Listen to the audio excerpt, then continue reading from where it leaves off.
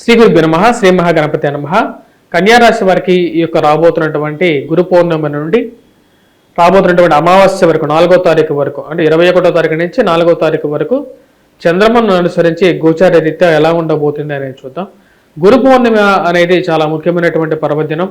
గురువు ఎవరి జాతకంలో అయినా సరే ముఖ్యమైనటువంటి భూమిక పోషిస్తాడు. అంటే కొంతమంది జాతకాల్లో వచ్చినప్పటికీ గురువు సరైనటువంటి స్థితిలో లేక ఎన్నో అనర్థాలు జరుగుతుంటాయి అన్నమాట. అంటే వెహికల్స్గా ఎక్కువగా తరచూ ప్రమాదాలు జరగటం, ఇంట్లో వెహికల్ కూడా ఎక్కువగా చెడిపోవటం అనేది జరుగుతూ ఉంటుంది. మరి అదేవిధంగా సంతాన విషయంలో పుత్ర సంతానం గురించి ఎక్కువగా ప్రయత్నం చేసేటువంటి వారికి పుత్ర సంతానం కలగకుండా ఉండటానికి కూడా గురువు మూలకంగా ఉంటాడు. విద్యా సంబంధితమైన విషయాల్లో కూడా గురు మూలకంగా ఉంటాడు. హోటల్ బిజినెస్ రంగాల్లో కూడా గురు మూలకం అనేది ఉంటుంది అన్నమాట. హోటల్లో బిజినెస్ మీరు చేస్తున్నారు, అంటే రెస్టారెంట్ బిజినెస్ కానీ మీరు చేస్తున్నారు అంటే మీ జాతకంలో సక్సెస్ అయ్యారంటే గురువు మంచి స్థానంలో ఉన్నట్టుగానే చెప్పచ్చు. మరి అదేవిధంగా పుస్తక రంగంలో కానీ ముద్రణ రంగంలో కానీ గురు మూలకం అనేది చాలా ఉంటుంది అన్నమాట. సక్సెస్ అనేది ఫైనాన్షియల్గా కూడా గురుమూలకంగా ఉంటుంది. అదేవిధంగా మాట్లాడే విధానంలో కూడా వాక్కు సిద్ధు అన్నమాట. వాక్కు మాట్లాడే విధానంలో కూడా గురువు చాలా ముఖ్యమైనటువంటి పోషిస్తూ ఉంటాడు. రాబోతున్నటువంటి గురు పౌర్ణమి రోజు కన్యారాశి వారికి స్పెషల్గా చెప్పేది ఏంటంటే కన్యారాశి వారికి గురువు చాలా మంచి స్థానంలో ఉన్నాడు. మంచి స్థానంలోకి రావడం జరిగింది అన్నమాట. ఇప్పుడు కన్యారాశి వారికి షష్టమంలో శని మంచి స్థానంలో వక్రత్వంలో ఉన్నాడు. ఇప్పుడు గ్రహస్థితి మనం గమనించినట్లయితే ధనస్థానాల్లో వచ్చేటప్పటికి రాశి వారికి జన్మరాశిలోకి వచ్చేటప్పటికి కేతుగ్రహ సంచారం, సప్తమంలో వచ్చేటప్పటికి రాహుగ్రహ సంచారం, షష్టమంలో వచ్చేటప్పటికి శని వక్రత్వంలో ఉన్నాడు. అదేవిధంగా రాజ్యస్థానాల్లో వచ్చేటప్పటికి రవి ఉన్నాడు. రవి శుక్రుడు రాజ్యస్థానాల్లో, వ్యయస్థానాల్లో బుధుడు యోగకారకమైనటువంటి స్థానంలో ఉన్నాడు. ఇటువంటి గ్రహస్థితి ఈ యొక్క 15 రోజుల కాలంలో మనం చూసినట్లయితే గురువు మంచి స్థానంలోకి వచ్చాడు అనమాట. అంటే భాగ్యస్థానంలో గురువు యోగకారకుడు కుజుడితో కలుస్తున్నాడు. కుజుడితో గురువు మిత్రత్వం అనేది ఉంది. మిత్రత్వం ఉన్నప్పటికీ కూడా భాగ్యస్థానంలో ఉన్నప్పుడు కుజుడు అంత యోగాన్ని ఇవ్వడు.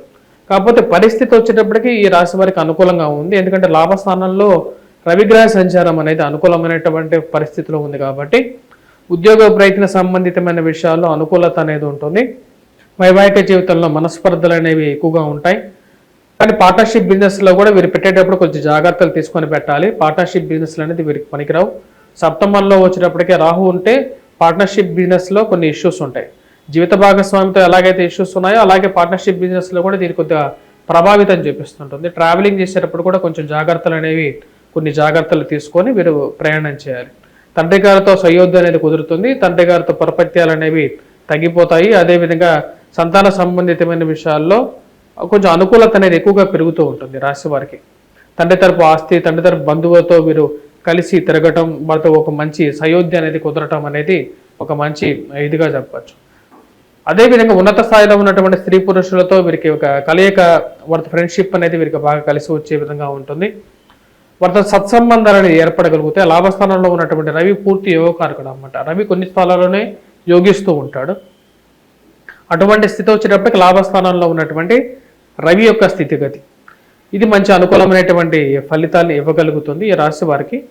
అదేవిధంగా శుక్రుడు కూడా వచ్చేటప్పటికి ఈ రాశి వారికి మంచి అనుకూలమైనటువంటి ఫలితాలు ఇవ్వగలుగుతాడు. ముఖ్యంగా వచ్చేటప్పటికి శుక్రుడు యొక్క స్థితి మనం గమనించినట్లయితే శుక్రుడు ఈ రాశి వారికి రాజ్యస్థానంలో అనుకూలమైనటువంటి స్థితిలోనే ఉన్నాడు.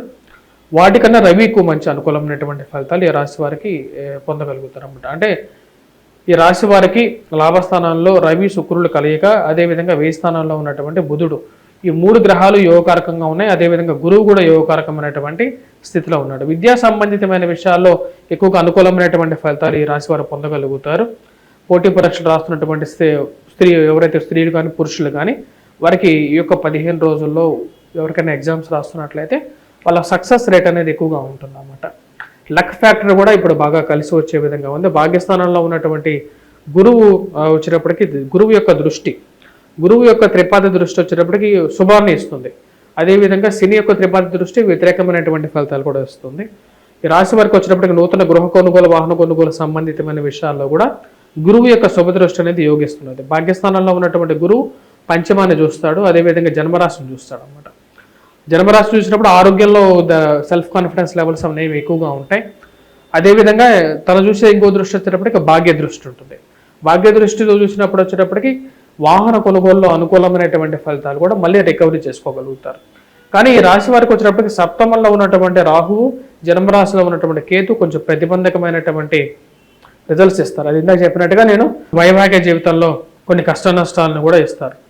మరి అదేవిధంగా బిజినెస్ పరంగా స్పెక్యులేషన్స్ రొటేషన్స్ అనేవి బాగా అనుకూలమైనటువంటి స్థితిలోనే ఉండగలుగుతాయి. కొత్త ఆపర్చునిటీస్ అనేది పొందగలుగుతారు. కొత్త అవకాశాలు పొందడం, వాటిలో ఇన్వెస్ట్మెంట్స్ పరంగా కూడా ముందుకు రావడం అనేది ఒక మంచి శుభపరిణామంగా కూడా చెప్పచ్చు. ఈ రాశి వారికి బంగారం వ్యాపారం చేయాలి అనుకునే వారికి కూడా బాగా అనుకూలంగా ఉంటుంది. పుస్తక ముద్రణ రంగంలో ఉన్నటువంటి వారు, ట్రాన్స్ఫర్స్ రిలేటెడ్ ఇష్యూస్ చేస్తున్నటువంటి వారు, విదేశీయాన ప్రయత్నాలు చేస్తున్నటువంటి వారికి కూడా కొంచెం అనుకూలమైనటువంటి ఫలితాలు ఎక్కువగా ఉంటాయి రాశి వారికి. కానీ ఇన్వెస్ట్మెంట్స్ పరంగా ఈ రాశి వారికి వచ్చేటప్పటికి కొంచెం జాగ్రత్తలు తీసుకొని ముందుకు వెళ్ళాలి. భాగ్యస్థానంలో గురువుతో పాటు కుజుడు ఉండటం వల్ల అప్పుడప్పుడు లక్ ఫ్యాక్టర్లో రివర్స్ కూడా అవుతూ ఉంటుంది. అనుకున్నంత స్థాయిలో రాణిస్తూ సడన్గా ఒక్కొక్కసారి బ్యాడ్ లక్. ఎందుకంటే భాగ్యస్థానంలో గురువు ఉన్నప్పుడు, గురువుతో పాటు కుజుడు ఉన్నప్పుడు ఏంటంటే భాగ్యం అంటే ఏంటి, భాగ్యం అంటే లక్ ఫ్యాక్టర్ అనేది ఒకసారి రివర్స్ అవుతుంటుంది అనమాట. అది ఎన్నో రోజులు ఉండదు. తర్వాత కుజగ్రహ సంచారం అనేది రాబోతున్నటువంటి నెలలో అంటే ఆగస్టులో మార్పు అనేది ఉంటుంది. కాబట్టి ఆ టైంకి వీళ్ళకి మార్పు అనేది వీళ్ళకి పాజిటివిటీ అనేది కూడా ఇస్తుంది. అంటే రాబోతున్నటువంటి సెప్టెంబర్ తర్వాత వీరికి బాగా అనుకూలమైనటువంటి ఫలితాలు ఎక్కువగా కూడా పొందడం జరుగుతుంది. ఈ రాశి వారికి వచ్చేటప్పటికి వివాహ ప్రయత్న సంబంధితమైన విషయాల్లో సానుకూలపడతాయి. రెండో వారంలో ఎక్కువగా అవకాశాలు అనేవి గోచరిస్తూ ఉన్నాయి. ప్రేమ సంబంధితమైన వ్యవహారాలలో కొద్ది జాగ్రత్తలు అనేవి తీసుకోవాలి. ఎదుటి వారి మాయ మాటలను నమ్మి మోసపోవడానికి కూడా ఎక్కువగా అవకాశం అనేది గోచరిస్తున్నది. దొంగ స్వామీజీలను ఎక్కువగా నమ్మవాకండి. మోసపూరితమైనటువంటి మాటలకి దూరంగా ఉండటానికి ఎక్కువగా ప్రయత్నం చేయండి. మీరు చేసుకోవాల్సినటువంటి పరిహారాల్లో ముఖ్యంగా రాహుగ్రహ ప్రభావం వల్ల ఈ రాశి వారు వచ్చేటప్పటికి దుర్గాదేవిని ఎక్కువగా పూజించినట్లయితే సానుకూలమైనటువంటి ఫలితాలు ఎక్కువగా పొందగలుగుతారు. జన్మరాశిలో కేతుగ్రహ సంచారం ఉంది కాబట్టి రాశి వారికి వినాయకుడిని ఎక్కువగా పూజించినట్లయితే సరిపోతుంది. మరియు అదేవిధంగా ఈ రాశి వారు మిగతా గ్రహాల గురించి మనం మాట్లాడినట్లయితే స్థితిగతి రీత్యా ఈ యొక్క టైంలో రాబోతున్నటువంటి ఈ యొక్క 15 రోజుల కాలంలో సుబ్రహ్మణ్యేశ్వర స్వామి ఆరాధన కూడా వీరికి మంచి అనుకూలమైనటువంటి ఫలితాలు ఇస్తుంది. అదేవిధంగా గురుగ్రహ మంత్ర జపం అనేది విద్యార్థులు గురు పౌర్ణమి రోజు ముఖ్యంగా వచ్చినప్పటికీ పూజించాల్సినది ఆది శంకరాచార్యులు గారిని, అదేవిధంగా దత్తాత్రేయుడిని.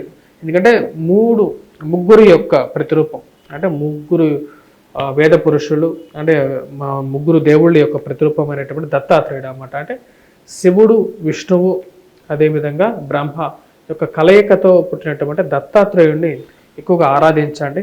చాలా కష్టాలకి పరిపూర్ణంగా విముక్తి అనేది దత్త పారాయణంలోనే ఉంటుంది అన్నమాట. అంటే కాబట్టి మీరు దత్త చరిత్ర పారాయణం చేయటం అనేది మీకు ఎంతో శోభనిస్తుంది ఈ రాశి వారికి.